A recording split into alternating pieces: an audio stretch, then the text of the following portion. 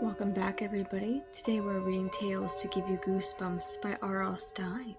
Special edition number 1, 10 Spooky Stories. Today we'll be reading number 5, Good Friends.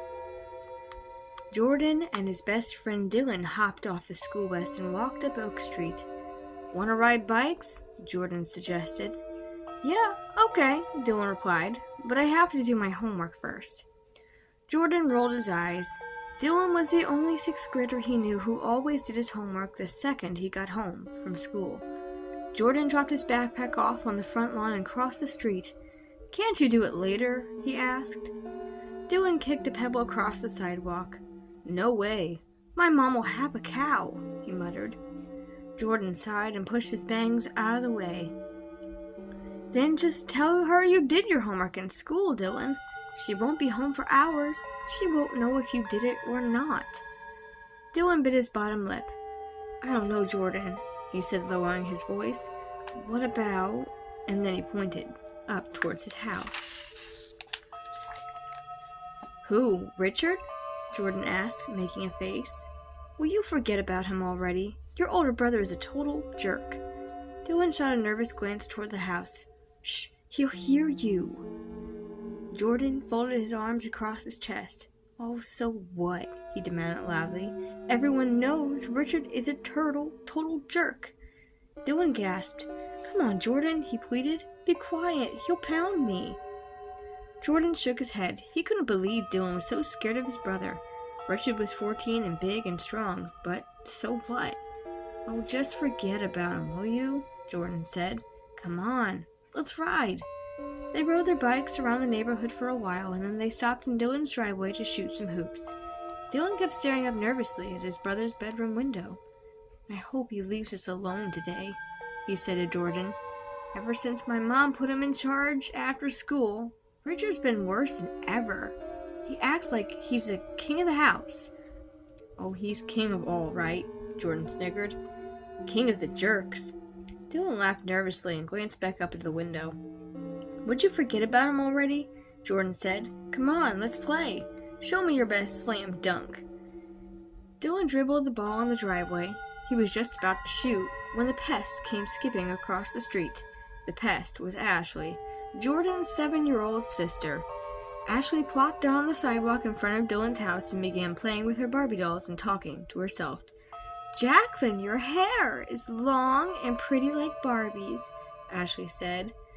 Jordan and Dylan exchanged glances and then cracked up. "Your sister is talking to her imaginary friend again," Dylan said, rolling his eyes. "You're sad," Jordan called out to his sister. "You're really sad." Ashley shot Jordan an angry look. "Shut up, dummy," she screamed at him. "Jacqueline and I think you're sad." "Where is Jacqueline?" Jordan demanded. "How come Dylan and I can't see Jacqueline? How come it looks like you're talking to yourself again?" Ashley ignored her brother. "Don't pay any attention to them, Jacqueline," she said. "They're just acting dumb." Dylan shook his head.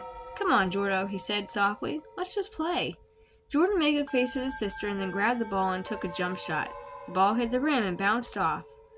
"Ha ha ha!" Ashley burst out laughing. "Did you see that, Jacqueline?" she cried.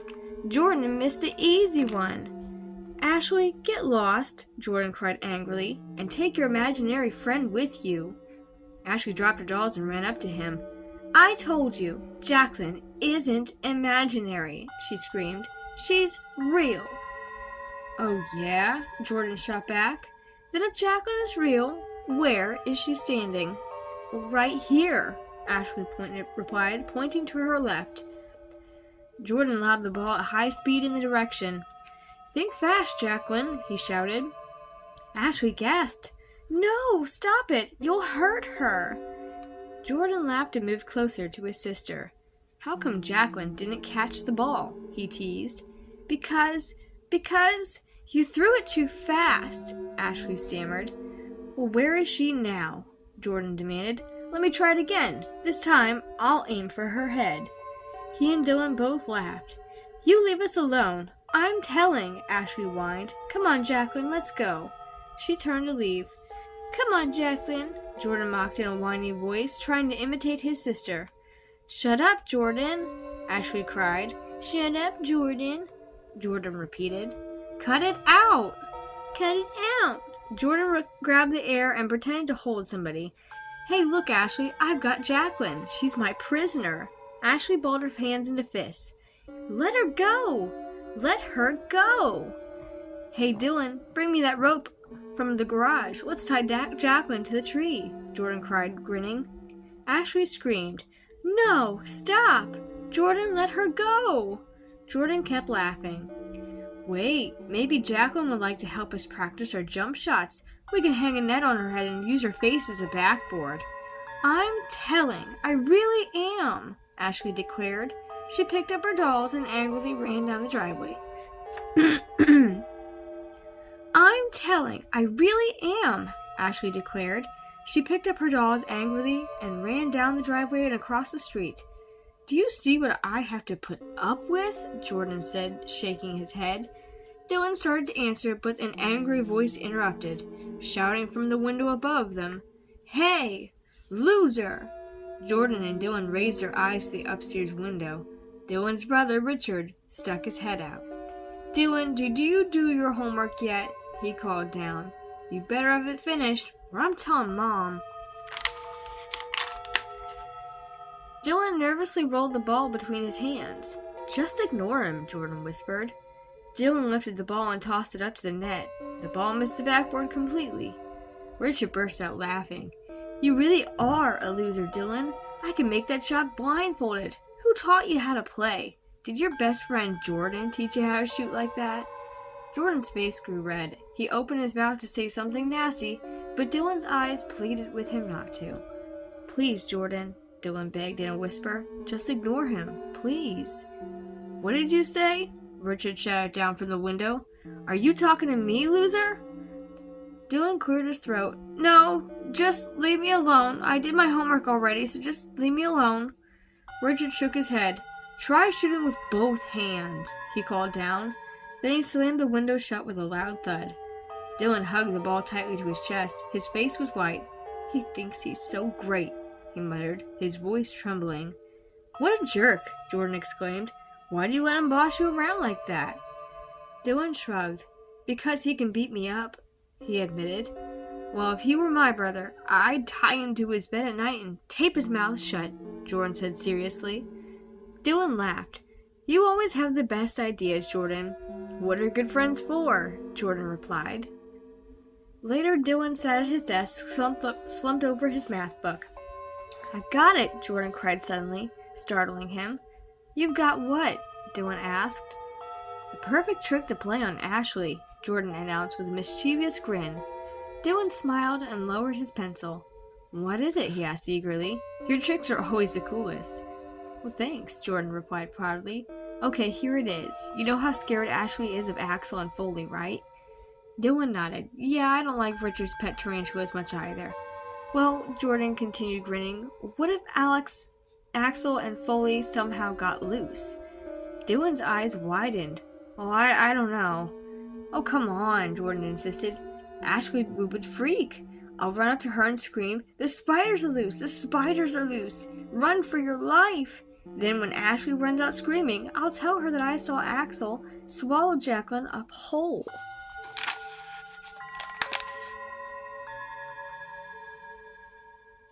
Well, Dylan hesitated. His friend's plans always scared him a little. Dylan, come on, it's perfect. Look at her! Jordan pointed out the bedroom window. My dopey sister is playing catch with her invisible friend right there in the front yard for everyone to see. Dylan peered out the window. She does look pretty stupid, he admitted. Okay, so let's sneak into Richard's room and... Jordan, I don't know if this is such a good idea, Dylan said. Richard will pound me for sure if I touch his spiders. Oh, stop worrying so much, Jordan replied impatiently. He'll never know. He's down in the den right now watching television. We'll be real quiet. No problem. Dylan peered out the window again and watched Ashley playing catch with her imaginary friend. Okay, let's do it, he agreed. Jordan led the way to Richard's room. They crept inside and made their way to the tarantula tank. Go ahead, Jordan urged, whispering. Pick them up. Hurry! Dylan picked up the 2 tarantulas, one in each hand, and they felt warm and hairy. They kind of tickled. Tiptoeing silently, they made their way downstairs, sneaking past Richard in the den. Jordan pushed open the front door and they crept down the front step and into the driveway. This is going to be awesome, Jordan whispered as they crept up behind Ashley. Dylan had held the tarantulas high above his head. Ashley didn't hear them coming. She was laughing, calling out to her invisible friend, Nice throw, Jacqueline! They tiptoed closer until they were right behind her. One more step, and... Dylan! A voice roared from the porch. Jordan and Dylan whirled around. It's Richard! Dylan gasped in horror. Jordan saw his friend's face go white. Richard moved toward them quickly, glaring furiously at Dylan. What are you doing out here with my tarantulas? Richard demanded. Well, Dylan stammered. I know what you're doing, Richard accused angrily. You're playing with Jordan and Ashley again, aren't you? Dylan stumbled backward as Richard moved closer. Well, do you know what an embarrassment you are? Richard cried. You're just such a weird kid, always playing by yourself and talking to yourself. But, Dylan sputtered.